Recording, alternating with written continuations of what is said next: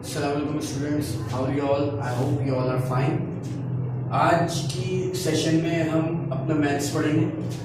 Syllabus आ गया maths का, समझ लें आप। चैप्टर नंबर 1 जो है हमारा है फ्रैक्शन, चैप्टर नंबर 2 है हमारा ratio and proportion, chapter number 3 में है इंटीजर्स, चैप्टर नंबर 6 हमारा अलजेब्रा है और चैप्टर नंबर 7 हमारा ज्योमेट्री है। अभी सिलेबस करना है किस तरीके से आपको मैं बता देता हूँ कि आपका रजिस्टर किस तरीके से मेंटेन होगा। फर्स्ट पेज पे आपने अपना इंट्रो करना है, जिसमें आपका name, father name, class, subject और आपका रोल नंबर, ये सब चीज़ें आएंगी। और सेकंड पेज पे आपकी हेडिंग आएगी मिड टर्म स्टार्टेड की, उसके बाद सेकंड पेज पे आपने रूल्स ऑफ राइटिंग करनी है। पहले रूल्स ऑफ राइटिंग करनी है, उसके बाद mid term has been started की आपने हेडिंग डालनी है। पहले यहाँ पे रूल्स ऑफ राइटिंग आएगी जो आपको व्हाट्सएप ग्रुप पे और फेसबुक पे अवेलेबल कर दी गई। उसके बाद आपने मिड टर्म की हेडिंग डालनी है यहाँ पे। उसके बाद सिलेबस की हेडिंग डाल के, सिलेबस पर मिड टर्म की हेडिंग डाल के मैथ्स का जो सिलेबस है आपने नेक्स्ट पेज पे उतार लेना है। उसके बाद उतारने के बाद फिर आप जब आगे काम करेंगे तो चैप्टर्स की हेडिंग डाल के आपने आगे से काम शुरू करना है। अब हमारा जैसे फर्स्ट जो हमारा चैप्टर है, चैप्टर नंबर 1 फ्रैक्शन, अब हम इसका काम स्टार्ट करेंगे। चलिए स्टार्ट करते हैं। तो हम अपना आज पहला चैप्टर पढ़ेंगे, सिलेबस आपने उतार लिया है। उसके बाद हम फ्रैक्शन की हेडिंग डालेंगे, चैप्टर नंबर 1 फ्रैक्शन। उसके बाद हम उसकी पहली एक्सरसाइज कर रहे हैं, एक्सरसाइज नंबर 1। तो एक्सरसाइज नंबर 1 का जो हमारा पहला क्वेश्चन है वो है separate proper, improper and mixed fractions out of the flowing. तो अब इनमें से ये हमारा पूरा क्वेश्चन है, इनमें से हमने प्रॉपर फ्रैक्शन, इम्प्रॉपर फ्रैक्शन और मिक्स्ड फ्रैक्शन अलग अलग करने हैं। आप सबसे पहले अभी समझ लें कि प्रॉपर फ्रैक्शन क्या है, इम्प्रॉपर फ्रैक्शन क्या है और मिक्स्ड फ्रैक्शन क्या है। प्रॉपर फ्रैक्शन उसे कहते हैं जहां पे, जैसे कि एग्जांपल के तौर पे अब यहाँ पे लिखा हुआ है ये, तो प्रॉपर फ्रैक्शन में जो ऊपर वाले को कहते हैं न्यूमरेटर और इसको कहते हैं डिनोमिनेटर। नीचे वाले को कहते हैं डिनोमिनेटर, ऊपर वाले को कहते हैं न्यूमरेटर। तो इसमें प्रॉपर फ्रैक्शन में ये होता है कि डिनोमिनेटर हमेशा बड़ा होता है न्यूमरेटर से। ये होता है प्रॉपर फ्रैक्शन में, हमेशा डिनोमिनेटर बड़ा होता है और न्यूमरेटर छोटा होता है प्रॉपर फ्रैक्शन में। और इम्प्रॉपर फ्रैक्शन में हमेशा या तो न्यूमरेटर और डिनोमिनेटर बराबर होते हैं या फिर डिनोमिनेटर छोटा होता है न्यूमरेटर से, मतलब इसका उलट होता है। या तो बराबर होते हैं मतलब ऐसे, या तो फिर न्यूमरेटर बड़ा होता है और डिनोमिनेटर छोटा होता है ऐसे। ये होगा प्रॉपर फ्रैक्शन और इम्प्रॉपर फ्रैक्शन। अब हमें इसमें से ढूंढना है। अब पहले हम ये समझ रहे हैं, उसके बाद में मिक्स्ड फ्रैक्शन का बताता हूं। मिक्स्ड फ्रैक्शन क्या होता है,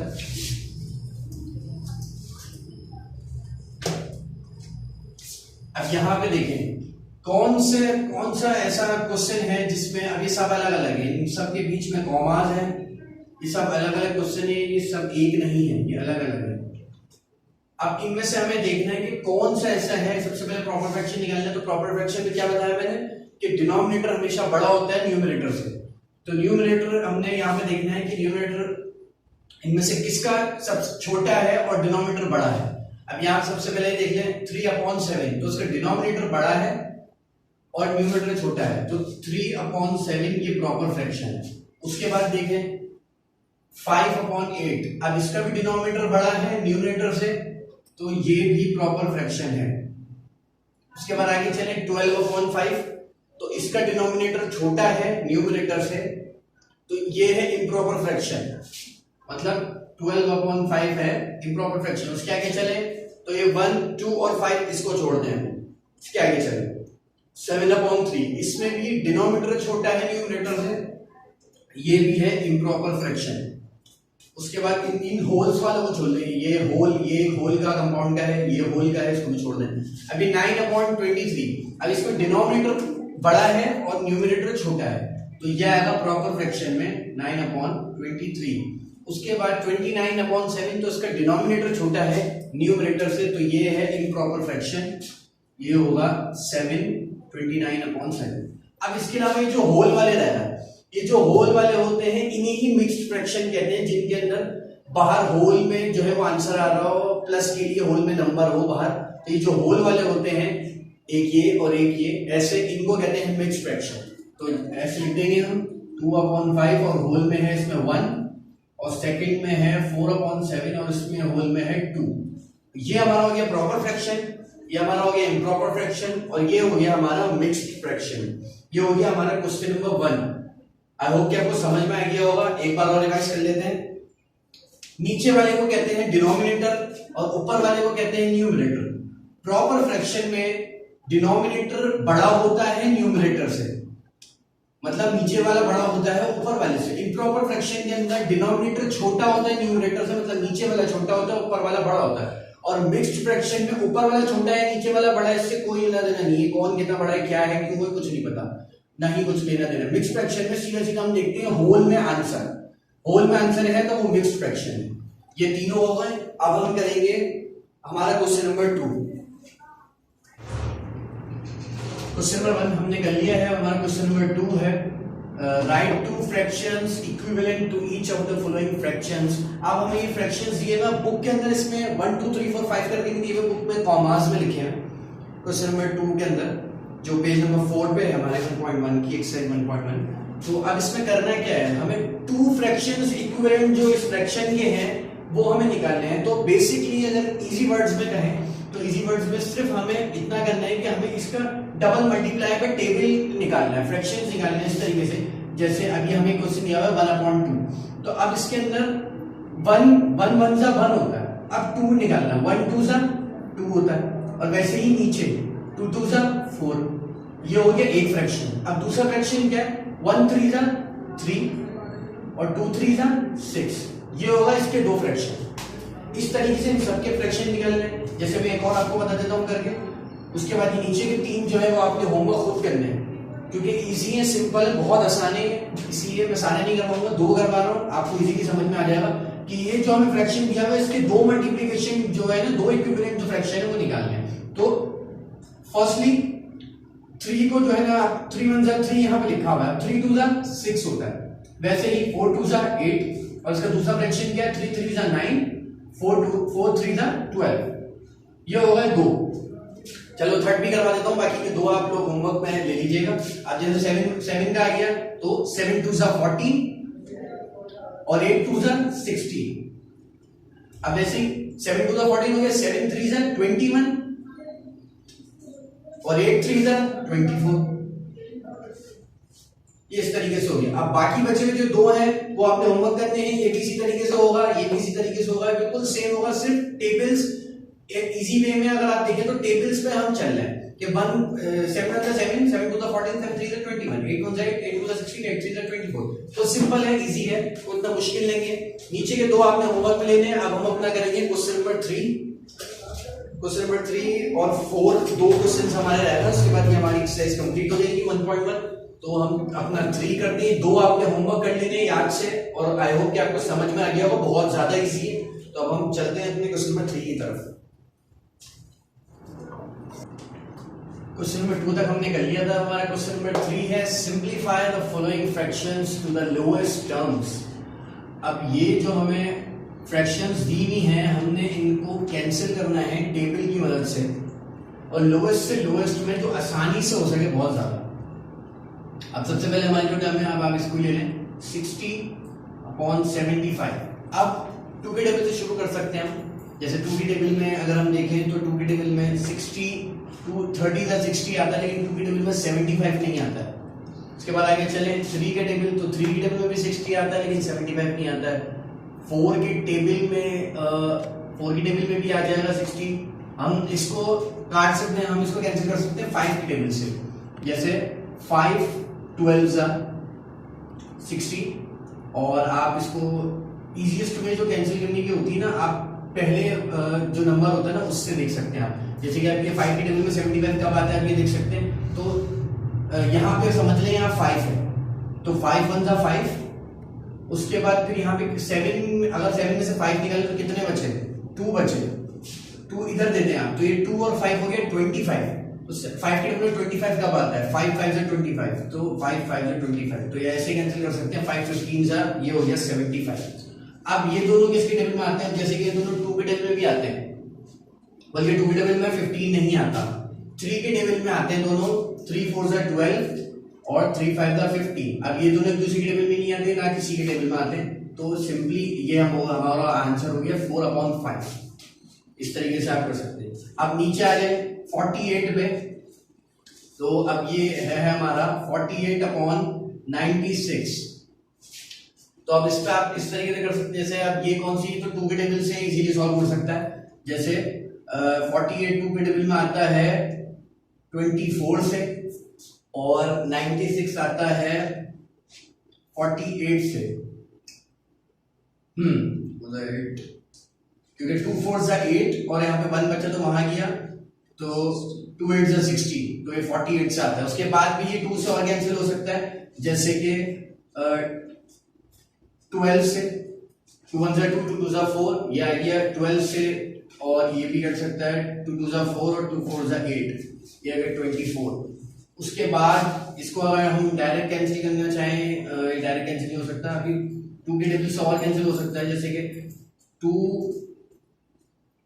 6 ज़ा 12, और ये आ गया 2 12 ज़ा, तो 6 1 ज़ा 6 और 6 2 ज़ा 12, यहां पे बचा 1/2। ये होगा हमारे 2 सवाल। अब इसके बाद जो हमारा थर्ड क्वेश्चन है,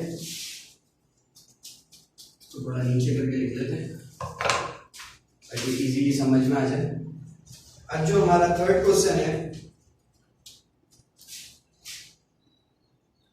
थर्ड क्वेश्चन है हमारा 100/120। अब आप इसको देख लें, 100/120 हम इसको इजीली सॉल्व कर सकते हैं, जो आसान से आसान दोनों टेबल में आ जाए। अब जैसे कि अब हम यहाँ देख सकते हैं कि बहुत सारे टेबल से सॉल्व हो सकता है, लेकिन सबसे इजी और शॉर्ट जो टेबल है वो है 20 का। 20 5 ज़ा 100 और 20 6 ज़ा 120। तो इजीली सबसे इजी तरीका यही है, 5/6। अभी किसी के टेबल में नहीं आते, तो ये हो गया हमारा आंसर। अब हमारे पास बचे हैं 4 और 5। अच्छा, ये बुक में जो है वो नंबर वाइज नहीं दिए हैं, बुक में कॉमास लगा के दिया हुआ है। 60/75 पे कॉमा है, 48/96, उसके बाद कॉमा है 100/120। अब उसके बाद 3 क्वेश्चंस और बचे, तो 3 और नहीं करने हैं आपने, 2 और करने हैं। 100/120 के बाद जो है 100/625 और 27/243, ये दोनों क्वेश्चंस आपने होमवर्क करने में लिख देता हूं। इसके बाद जो चौथा क्वेश्चन है, क्योंकि इसमें नंबर वाइज नहीं लिखा है, इसमें कॉमास लगे हैं बुक में, 100/625 और 5 जो है वो है हमारा 27/243। या फिर इस क्वेश्चन को छोड़ दें, 5 वाले को, 4 तक। ये 4 जो है वो आपका ये एक क्वेश्चन है, ये आपका होमवर्क है, ये आपने जो है वो घर पे करना है। इसी तरीके से होगा बिल्कुल कैंसिलेशन, छोटे से छोटी टेबल से और इजी वे में जो दोनों में आता हो उस तरीके से सॉल्व करके इसी तरीके से आंसर निकालना है अपॉन में फ्रैक्शन में। तो ये आपने कर लेना है। ये हो गया हमारा थर्ड क्वेश्चन कंप्लीट। आपको समझ में आ गया किस तरीके से टेबल से ऊपर नीचे हमने कैंसिल किया इजी वे में। और उसके बाद अब हमारा फोर्थ और इस एक्सरसाइज का लास्ट क्वेश्चन अब हम करेंगे। क्वेश्चन नंबर 3 तक हमने कर लिया था, अब हमारा है क्वेश्चन नंबर 4।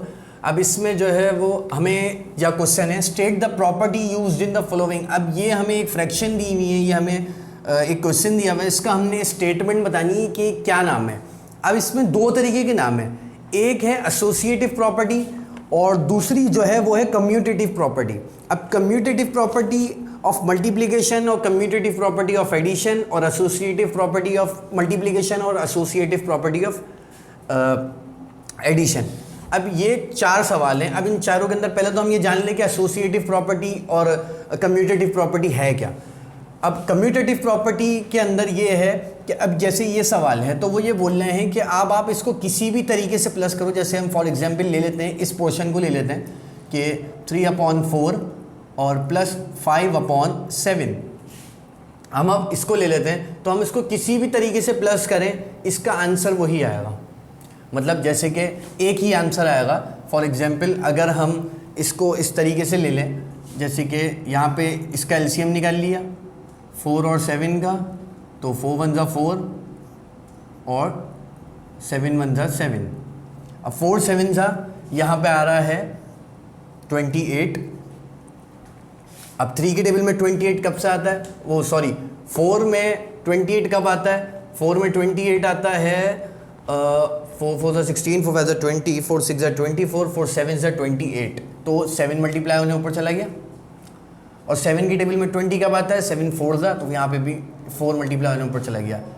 अब यहाँ पे अब जैसे इसमें आपने देख लिया है कि जो है ना कि ये 4 के टेबल में 28 कब आता है 7 से, और 7 के टेबल में 28 कब आता है 4 से। तो अब यहाँ पे ऊपर मल्टीप्लिकेशन कर ली, 3 7 से 21 प्लस 5 4 से 20, तो इसको प्लस करने के बाद 21 प्लस 20 ये हो गया 41/28।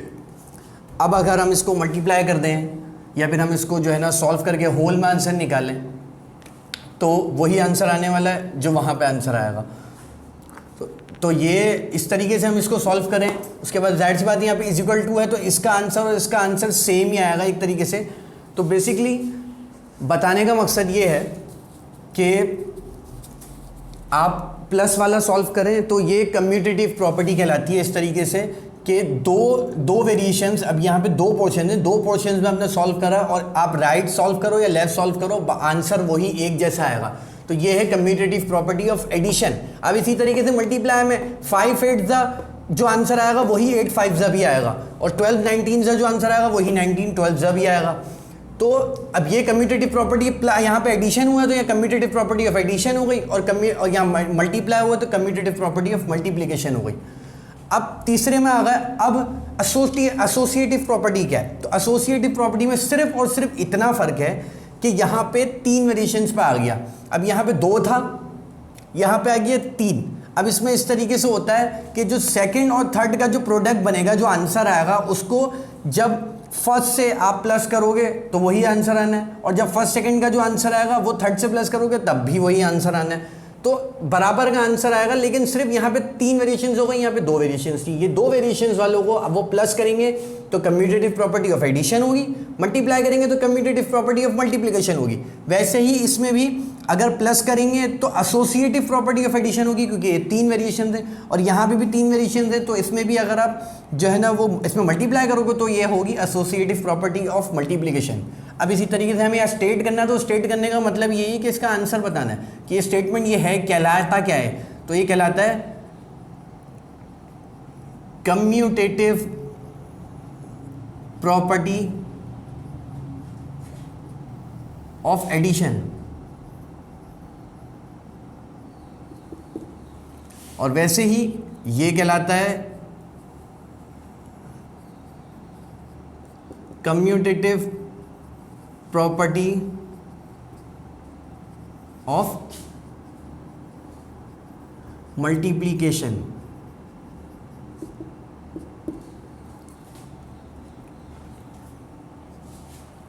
उसके बाद वैसे ही यहाँ पे ये कहलाता है एसोसिएटिव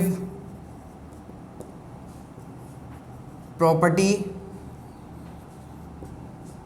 ऑफ एडिशन, क्योंकि यहाँ पे प्लस हो रहा है और वैसे ही यहाँ पे मल्टीप्लाई हो रहा है, तो ये हो गया एसोसिएटिव प्रॉपर्टी ऑफ मल्टीप्लिकेशन। अब इसमें सिंपली मैंने आपको समझा दिया है कि किस तरीके से है। अब यहाँ पे सिर्फ और सिर्फ एसोसिएटिव प्रॉपर्टी और कम्यूटेटिव प्रॉपर्टी में फ़र्क क्या है, सिर्फ इतना है कि यहाँ पे 2 वेरिएशन है। अब देखिए आंसर आप इक्वल टू के इस तरफ वाले को पूरा जो है वो सॉल्व करो या फिर उस तरफ वाले को सॉल्व करो, राइट या लेफ्ट दोनों में से किसी को भी सॉल्व करो, आंसर दोनों का एक जैसा ही आएगा, भले वो प्लस में हो भले वो मल्टीप्लिकेशन में हो।